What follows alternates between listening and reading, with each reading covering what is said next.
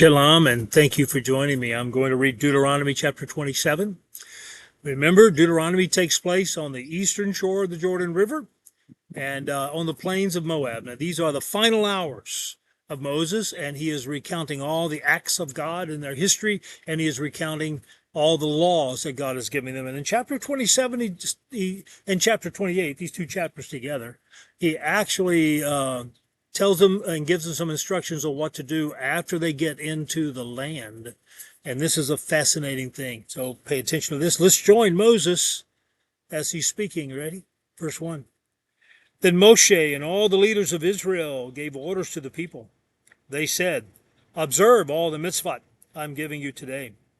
When you cross the Jordan to the land Adonai your God is giving you, you are to set up large stones, put plaster on them, and after crossing over, write this Torah on them, every word, so that you can enter the land Adonai your God is giving you, a land flowing with milk and honey, as Adonai the God of your ancestors promised you. When you have crossed the Jordan, you are to set up these stones, as I am ordering you today, on Mount Ebal. Put plaster on them. There you are to erect an altar to Adonai your God, an altar made of stones. You are not to use any iron tool on them, but are to build the altar of Adonai your God of uncut stones, and you are to offer burnt offerings on it to Adonai your God.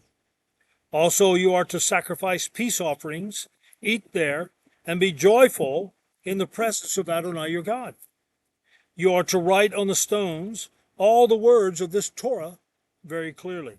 By the way, this altar is on Mount Ebal, and Joshua built that altar, okay, and he offered the sacrifices. And what is fascinating, in 2018, that altar was discovered by an archaeologist. How about that? All right, verse 9. Next, Moshe and the Kohanim, who are Leviim, spoke to all Israel. They said, be quiet and listen, Israel. Today you have become the people of Adonai your God. Therefore, you are to listen to what Adonai your God says and obey his mitzvot and laws, which I am giving you today. That same day, Moshe commissioned the people as follows. These are the ones who are to stand on Mount Gerizim and bless the people after you have crossed the Jordan. Shimon, Levi, Yehuda, Yissachar, Joseph, and Benjamin. And these are to stand on Mount Ebal for the curse. Reuben, Gad, Asher, Zebulun, Dan, and Naphtali. The Levim, speaking loudly, will proclaim to every man of Israel a curse on anyone who makes a carved or metal image, something Adonai detests, a handiwork of a craftsman, and sets it up in secret.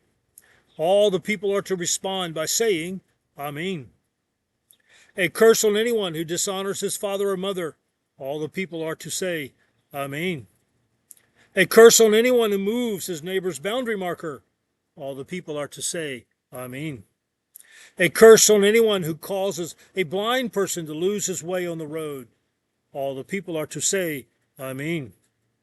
A curse on anyone who interferes with justice for the foreigner, orphan, or widow. All the people are to say, Amen. A curse on anyone who has sexual relations with his father's wife because he has violated his father's rights.